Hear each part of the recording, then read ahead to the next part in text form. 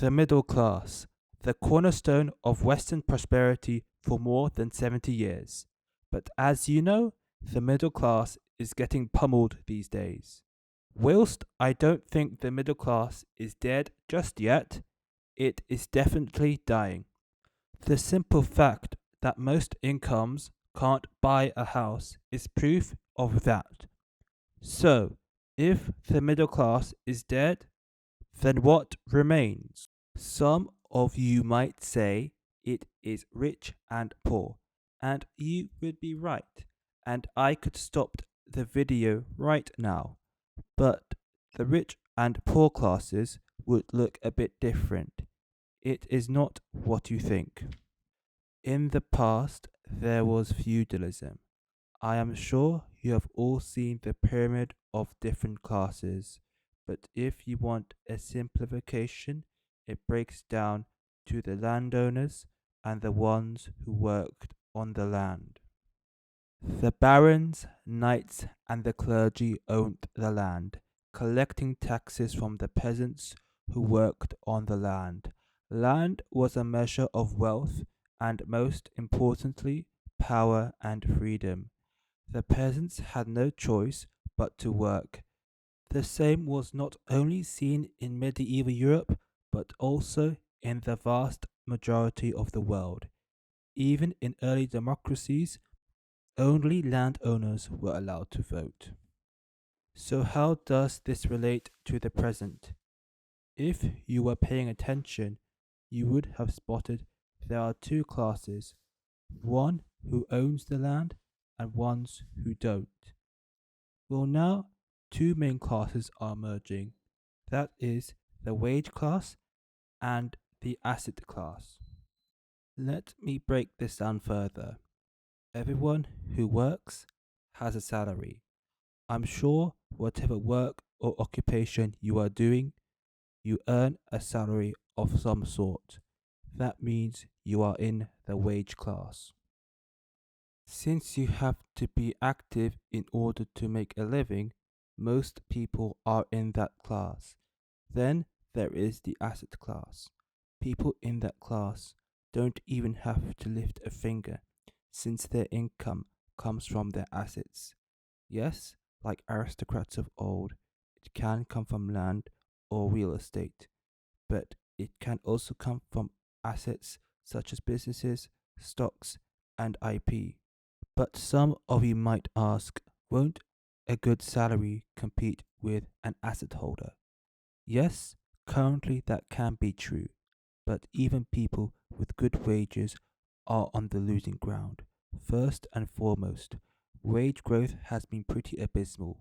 Compare it with productivity growth in the US, and you would wonder who actually benefits from the productivity growth.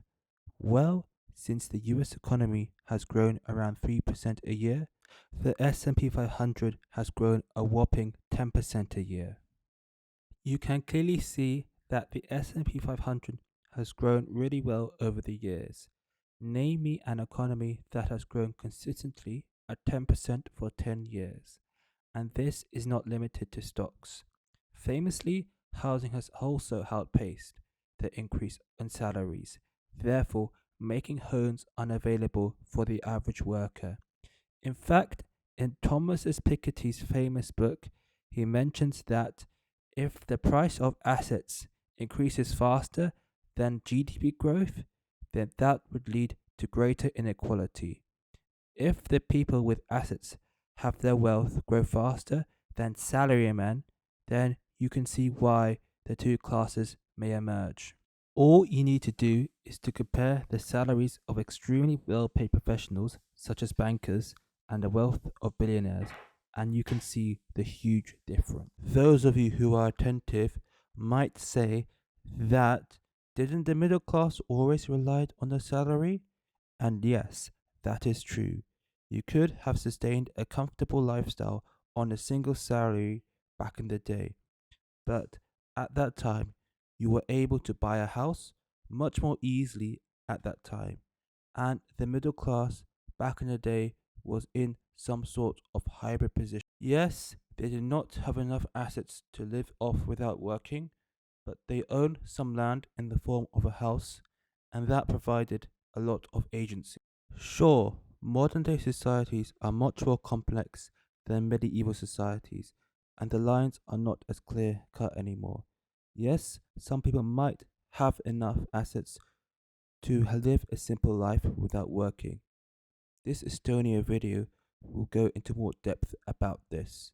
And yes, people with very high salaries, such as CEOs, own a lot of assets in terms of stocks, and the salaries grow faster than the average worker.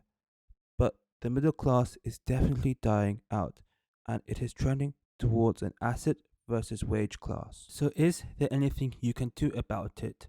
Well, yes, it is not entirely hopeless. Firstly, you can try and get into the asset class. Now, it won't be easy, but there are ways. One of the safer ways is to slowly invest into assets, such as stocks, every month until it grows into a very large number. You can also start a business. Yes, that is a much riskier route, but potentially could have much bigger gains. I am doing both, so please subscribe to this channel so that I can get into the asset class. The other way is what I call the Gary Stevenson route.